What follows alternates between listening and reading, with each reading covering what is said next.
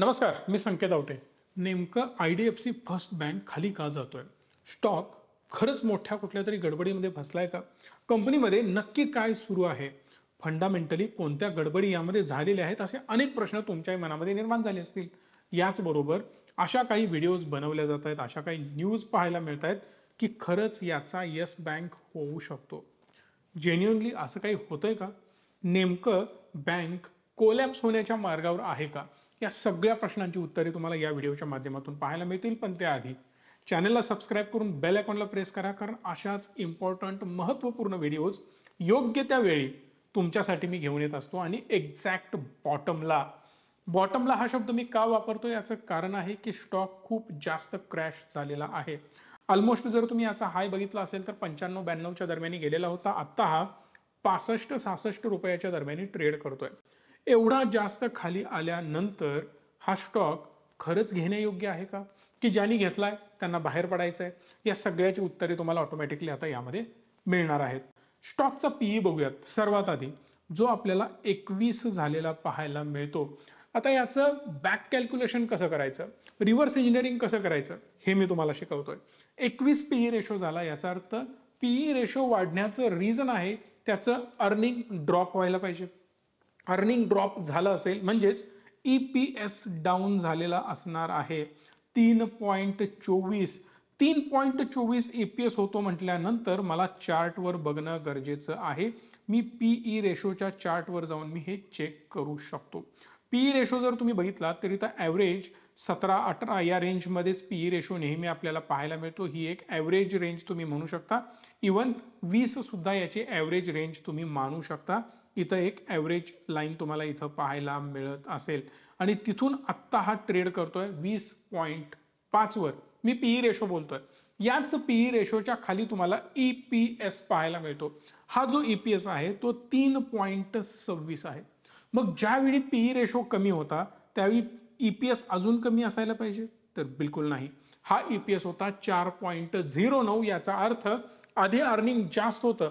Earning जेवढं वाढत जाणार तेवढा पीई रेशो खाली येत जाणार. अर्निंग जेवढं वाढत जाणार पीई रेशो खाली येत जाणार. अशा प्रकारे स्टॉक आपल्याला चांगल्या क्वालिटीचा आहे असं मानता येतं.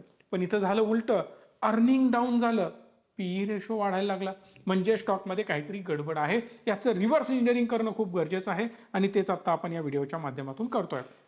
अर्निंग कमी होण्यामागं रिझन काय, तर याचे क्वार्टरली रिझल्ट काही गडबड झालेत का बघूया. म्हणजे काय, एक तर होऊ शकतं सेल्स डाऊन झालाय, त्यामुळे प्रॉफिट मार्जिन ऑब्व्हियसली डाऊन होणार आहे. जर याचा ॲव्हरेज लास्ट क्वार्टरचा सेल बघितला तर 8,789 करोड होता, जो आत्ता 8,957 कोटी झालेला आहे. याचाच अर्थ सिम्पली सेल्स डाऊन झालेला नाही तर तो वाढलेला आहे. बरं, इयर ऑन इयर काही गडबड झाली का, तर ती सुद्धा बिलकुल नाही. कारण 7,356 कोटीवरनं ते डायरेक्ट 9,000 कोटीच्या आसपास हे जाऊन पोहोचलेत. म्हणजे जबरदस्त सेल्स ग्रोथ आहे. कंपनीचा performance in terms of sales किंवा इन टर्म्स ऑफ रिव्हेन्यू म्हणू शकतो, खतरनाक आहे. बँकिंग सेक्टरमध्ये सेल्स नसतो तर रिव्हेन्यू असतो, पण ऑलमोस्ट दोन्हीचा अर्थ तोच. पैसा माल आला किती, तर इकडे आपल्याला जास्त आलेला पाहायला मिळतो. पण तुम्ही याला कम्पेअर करू शकता यांच्या एक्सपेन्स बरोबर. बरं, एक्सपेन्स बद्दल काही गडबड झाली का, तर जिथं एक्सपेन्स 4,377 कोटी रुपये होता, किंवा आपण याला कम्पेअर करू शकणार नाही कारण हा 7,300 होता, तर इथं 8,900 आहे. त्यामुळे खूप मोठी ग्रोथ रिव्हेन्यू मध्ये झाली, म्हणजेच एक्सपेन्स पण वाढलेला असणार आहे त्याच तुलनेमध्ये. पण जर आपण याला 8,700 बरोबर 8,900 ला कम्पेअर केलं तर ते फेअर होईल. म्हणून याचा एक्सपेन्स जर तुम्ही बघितला तर 5,400 आहे आणि इथं डायरेक्ट 6,200, 800 कोटी रुपये एक्स्ट्रा गेलेत. हे तर मला कळालं.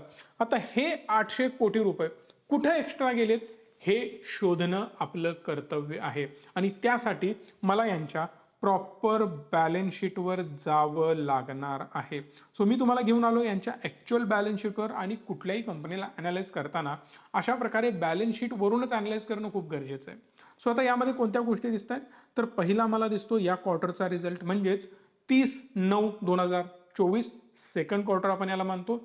हा आहे पहिला क्वार्टर आणि हा आहे लास्ट इयरचा क्वार्टर, म्हणजेच 2023चा 30/9/2023. म्हणजे लास्ट क्वार्टरचा परफॉर्मन्स आणि मागच्या वर्षीचा परफॉर्मन्स, या दोनही गोष्टी मला इथं कम्पेअर करता येऊ शकतात. बट आता मी याला करणार आहे थोडंसं झूम.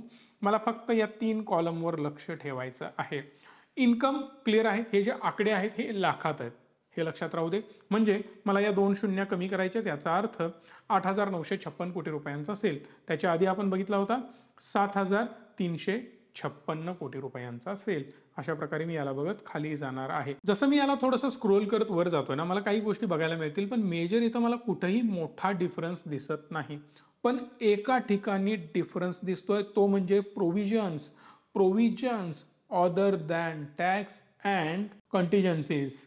याचा अर्थ काय मी तुम्हाला व्यवस्थित समजावून सांगतोय. इथं हा 528 कोटी होता, तिथून हा 994 कोटी झाला. आपण कशाबरोबर कम्पेअर करणार होतो, इथं माझा सेल्स थोडासा कमी होता, राईट. आता मी याच्याबरोबर कम्पेअर न करता मी लास्ट क्वार्टर बरोबर करणार, म्हणजेच 6व्या महिन्यात, म्हणजेच पहिल्या क्वार्टरचा रिझल्ट, आणि हा आहे दुसऱ्या क्वार्टरचा रिझल्ट, आणि त्यामधले हे प्रोव्हिजन्स का केले जातात, तर पुढे जाऊन जर माझं लोन डिफॉल्ट झालं तर त्यासाठी माझी बँक्स, माझी संस्था, माझी NBFC कोलॅप्स होऊ नये म्हणून मी एक्स्ट्रा पैसा बाजूला काढून ठेवतो. एखादं लोन जर डिफॉल्ट होणार असेल तर मी एक्स्ट्रा त्याची प्रोव्हिजनिंग आधीच करून ठेवतो, जेणेकरून जर ते पैसे बुडले तर माझ्या संस्थेला काही प्रॉब्लेम व्हायला नको पाहिजे. आता हे प्रोव्हिजनिंग कुठून केले जातात, तर त्यांच्या प्रॉफिटमधून हा पैसा बाजूला काढला जातो, जेणेकरून माझं जे नुकसान होणार आहे ते डायरेक्ट यातनं मायनस होईल. म्हणजे या व्यक्तीनं माझे 100 कोटी रुपये बुडवले, मी तेच 100 कोटी माझ्या प्रॉफिटमधून माझ्या बँकेत ऍड करतोय, विच इज माझी बॅलन्स शीट ठीकठाक मेंटेन राहते. हे सिंपल लॉजिक मी इथं वापरणार आहे. आता इथं 1731 कोटी रुपये, जिथं मी फक्त 900 कोटी किंवा 500 कोटी प्रोव्हिजनिंग करत होतो, तिथं डायरेक्ट 1700 कोटी रुपये. जर तुम्ही या 900 कोटीला या 1700 कोटीमधून मायनस केलं, डिफरन्स येतो ऑलमोस्ट 700 ते 800 कोटीचा. याच 800 कोटींचा हिशोब आपल्याला लावायचा आहे. पुढे जाण्याआधी एक महत्वाची गोष्ट, असं अनालिसिस करण्यासाठी ना खूप मेहनत घ्यावी लागते, त्यामुळे या व्हिडिओला लाईक तर कराच, पण अजून एक महत्वाची गोष्ट, तुम्हालाही गुंतवणूक करायची असेल, गॅरंटीड रिटर्न हवे असतील, काही ॲग्रेसिव्ह रिटर्न देणारे प्रोडक्ट तुम्हाला हवे असतील, तर बऱ्याच गोष्टी रिचमी प्लॅटफॉर्मवर अवेलेबल आहेत. तुम्हाला आमची जी मदत लागेल ती आम्ही करू शकतोय. या नंबरला कॉल करा. SIP करायची आहे, चांगले रिटर्न तुम्हाला मिळवायचे आहेत, किंवा मार्केटमध्ये गुंतवणूक तुम्हाला करायची असेल, डीमॅट अकाउंट हवा असेल, अनेक गोष्टी आम्ही प्रोव्हाइड ऑलरेडी करतोय. सो एकदा कॉल करून सविस्तर माहिती घेऊ शकता, जेणेकरून तुमचाही पोर्टफोलिओ कसा स्ट्रॉंग होईल यासाठी आम्ही एफर्ट घेतोय. हा जो डिफरन्स आहे ना, तो 2 मेन कारणावरून येतो, आणि ती 2 कारणं शोधण्यासाठी तुम्हाला या कंपनीचा धंदा समजावून सांगायला पाहिजे. आता ही कंपनी काय करते, तर कंपनी लोन देते. लोन कोणाला जास्त देते, तर अनसिक्युअर्ड लोन कंपनी जास्त देते. आता हे अनसिक्युअर्ड लोन काय असतं, की ज्या लोनमध्ये रिस्क हेवी असते. कुठलेही असेट, जे असेट तुमचे पैसे मॅक्सिमम रिकवर करून देऊ शकणार नाहीत, त्याची शक्यता कमी असते, अशा गोष्टींना अनसिक्युअर्ड लोन म्हणतात. आणि अनसिक्युअर्ड लोन बऱ्याच वेळेला पर्सनल लोन वगैरे असतात. मग पर्सनल लोनला तर काहीच गॅरंटी नसते. 1 लाख, 2 लाख, 5 लाख, 10 लाख मला पर्सनल लोन म्हणून मिळाले तर माझं कंपनी काही वाकडं करू शकत नाही जर मी ते पैसे भरले नाहीत तर. नो डाऊट लीगल ॲक्शन घेईल, कोर्टात जाईल वगैरे वगैरे होईल, पण माझ्याकडे पैसेच नसतील, मी देणार कसे. तर या केसमध्ये कंपनीचं मोठं नुकसान होऊ शकतं. अनसिक्युअर्ड लोन कंपनी का जास्त देते, मूर्ख आहेत काही लोक? बिलकुल नाही. सांगण्याचा मुद्दा यात हा आहे की या कंपनीची बॉरोईंग कॉस्ट, म्हणजे जर मी या कंपनीत, या बँकेत जाऊन डिपॉझिट करतोय तर तिथं मिळणारा व्याजदर हा मला जास्त मिळतो. आता तुम्ही म्हणाल हे कसं शक्य आहे, जर समजा मला 2 ऑप्शन दिले गेले, इकडे SBI आहे, HDFC आहे, किंवा बँक ऑफ महाराष्ट्र आहे, इथं पैसे ठेव, किंवा IDFC फर्स्टमध्ये पैसे ठेव. लोकांच्या डोक्यामध्ये विचार येणार, अरे यार थोडंसं सेफ गेलेलं बरं, मी आमच्या SBI मध्ये, बँक ऑफ महाराष्ट्रामध्ये FD करतो. पण या बँकांना जर या लोकांना अट्रॅक्ट करायचं असेल तर त्यांना थोडासा व्याजदर जास्त द्यावा लागेल, ही पहिली गोष्ट. मग व्याजदर जास्त द्यावा लागेल तर कस्टमर अट्रॅक्ट होणार, म्हणजे बॉरोईंग जी आहे ती हाय प्राइसला झाली, पहिली गोष्ट. दुसरी गोष्ट, जे लोक लोन घेणार आहेत, बँकेचं काम काय, एकाकडून पैसे घेणे, दुसऱ्याला देणे, मध्ये कमिशन खाणे. सोपी गोष्ट इथं असते, ज्याला नेट इंटरेस्ट मार्जिन म्हटलं जातं, नेट इंटरेस्ट इन्कम म्हटलं जातं. आता इथं जर एखाद्या व्यक्तीला लोन घ्यायचा आहे, तो विचार काय करणार, मला जिथं कमी व्याजदर मिळणार मी तिथूनच लोन घेणार. मग सरकारी बँका, विश्वासू बँका, जिथं माझा पैसा मला सेफ ठेवता येतो, जर मला कर्ज घ्यायचं आहे तर कमी व्याजदरात घेता येतं, या सगळ्या गोष्टींचा जो व्यक्ती विचार करतो तो इकडेच जातो, कारण कमी व्याजदरात मला पैसे मिळत आहेत. इथं मात्र थोडासा जास्त व्याजदर तुम्हाला द्यावा लागेल. रिझन बिहाइंड दॅट की त्यांनी ऑलरेडी जे पैसे घेतलेत लोकांकडून ते हाय इंटरेस्ट रेटवर घेतलेत. त्यामुळं लो इंटरेस्ट रेटवर कमी व्याजदरावर हे कर्ज देऊ शकत नाहीत. परिणामी यांना हाय रेट लावूनच कर्ज द्यावं लागेल. इथंपर्यंत कन्सेप्ट दुसरी क्लिअर झाली. आता या दुसऱ्या कन्सेप्ट नंतर तिसरी कन्सेप्ट येते, ती म्हणजे क्वालिटी लोन्स. प्रॉब्लेम काय होतो ना, माझे डॉक्युमेंट सगळे क्लिअर आहेत, सगळं काही ओके आहे, मग मी विचार काय करणार, कमी व्याजदरात लोन मिळायला पाहिजे आणि मी इझिली जाऊन इथून घेऊ शकतो. पण थोडंसं माझ्या डॉक्युमेंटमध्ये प्रॉब्लेम आहे. कदाचित माझी लँड घर बांधताना नॉन ॲग्रिकल्चर नसेल, एखाद्या प्रोजेक्टमध्ये काहीतरी प्रॉब्लेम असेल, डॉक्युमेंट माझे सगळेच नसतील, प्रॉपर ज्या गोष्टी हव्या आहेत नॅशनलाइज बँकांसाठी त्यांना जे मिळणारे लागणारे डॉक्युमेंट्स असतात ते माझ्याकडे नाही आहेत, तिथं काहीतरी 19-20 आहे, तर अशा लोकांना लोन देण्याचं काम हे लोक करतात. कारण ज्याला लोनची गरज आहे आणि ज्याचे डॉक्युमेंट क्लिअर नाही आहेत किंवा थोडंसं डॉक्युमेंटमध्ये प्रॉब्लेम आहे, अर्जंट हवं आहे, थोडंसं क्विक सगळ्या गोष्टी व्हायला पाहिजेत, वेळ मला द्यायचा नाही आहे, अशा सगळ्या केसेसमध्ये हे लोक पैसे घेतात. कोणाकडून?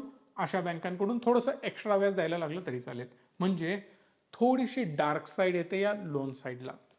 लोन डिफॉल्ट होण्याचे चान्सेस जास्त असतात आणि त्याचबरोबर पर्सनल लोन वगैरे दिले जातात, अनसिक्युअर्ड लोन दिले जातात, क्विक लोन दिले जातात, जेणेकरून प्रॉब्लेम लवकरात लवकर तुमचा पण सॉर्ट आउट होईल आणि कंपनीला एक्स्ट्रा पैसे मिळतील. आता हे जे लोन आहेत हे रिस्की लोन असतात. हे जे लोन आहेत ते बुडण्याचे चान्सेस खूप जास्त असतात. मग इथं कंपनी प्रॉब्लेममध्ये येते. दुसरी महत्त्वाची गोष्ट, काही बिझनेसेस डिक्लाइन असतात. पर्सनली आता मी स्वतः ट्रेडर आहे. मी ज्यावेळी लोन घ्यायला जातो तेव्हा 100 अडचणी येतात, कारण ट्रेडरला लोन देताना बँका खूप विचार करतात. ट्रेडर ही कम्युनिटी डिक्लाइंड कम्युनिटीमध्ये येते, जिथं लोन देताना 1000 वेळा विचार केला जातो. दुसरी गोष्ट, तुम्हाला कन्स्ट्रक्शन करायचं आहे, बिल्डर लोकांना लोन सहजासहजी मिळत नाही. कन्स्ट्रक्शन करणाऱ्या कंपन्यांना लोन मिळत नाही. तर रोडवेज वगैरे तुम्हाला बनवायचे आहेत, एवढ्या सहजासहजी मोठे लोन्स तुम्हाला दिले जात नाहीत. मग या केसमध्ये अशा कंपन्या तिथं पुढे येतात आणि त्यांना लोन देतात. असेच काही लोन यांचे फसलेले आहे. कंपनीचं नाव आहे MEP इन्फ्रा अँड डेव्हलपर्स. आता ही कंपनी जी आहे ती कंपनी टोल बनवते. आता सोप्या भाषेत मी तुम्हाला सांगतो, टोल बनवते म्हणजे काय. रस्ता बनवला जातो, रस्ता बनवल्यानंतर तिथं टोल बसवला जातो, तो टोल बसवून त्यांच्याकडून पैसे वसूल केले जातात, जे लोक त्या टोलवरून ये जा करतात आणि हे पैसे ही कंपनी स्वतःकडे ठेवते. सो या केसमध्ये अचानक महाराष्ट्र सरकारने, शिंदे साहेबांनी 5 टोलमध्ये टोल माफी दाखवली आणि क्लिअरली सांगून टाकलं की या टोलवर तुम्हाला पैसे भरायची गरज नाही. जर त्या टोलमध्ये पैसे भरण्याची गरज पडणार नसेल तर या टोलवाल्याचे पैसे वसूल कसे होणार. ते रोड बांधण्यासाठी त्यांनी 22,000 कोटीचं कर्ज घेतलं होतं.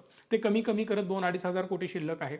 मग आता त्यातले पण त्या पर्टिक्युलर 5 टोल्समुळे या कंपनीचं मोठं नुकसान होऊ शकतं.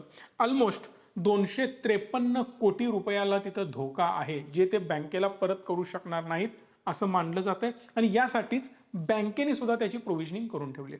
बँकेला कंपनीने क्लिअर सांगितलंय की इथं टोल माफ करण्यात आलेला आहे.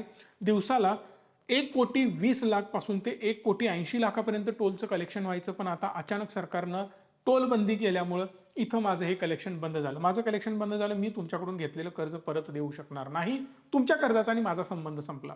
आता या सगळ्यामध्ये सरकारचा, टोलवाल्याचा आणि तिसरी महत्त्वाची गोष्ट बँकेचा डिस्कशन सेटलमेंट सुरू आहे. पण हे सुरू असताना कंपनीनं म्हणजेच या IDFC फर्स्टनी 253 कोटी रुपयांची प्रोव्हिजनिंग करून ठेवलेली आहे आणि त्याचमुळं मेजर प्रॉब्लेम आपल्याला पाहायला मिळत आहे. आता हे पैसे वसूल होतात नाही होतात हे पुढे बघणं इंटरेस्टिंग ठरणार आहे, पण याची सेटलमेंट होऊ शकते. थोडेफार बऱ्या प्रमाणात पैसे यांना परतही मिळू शकतात.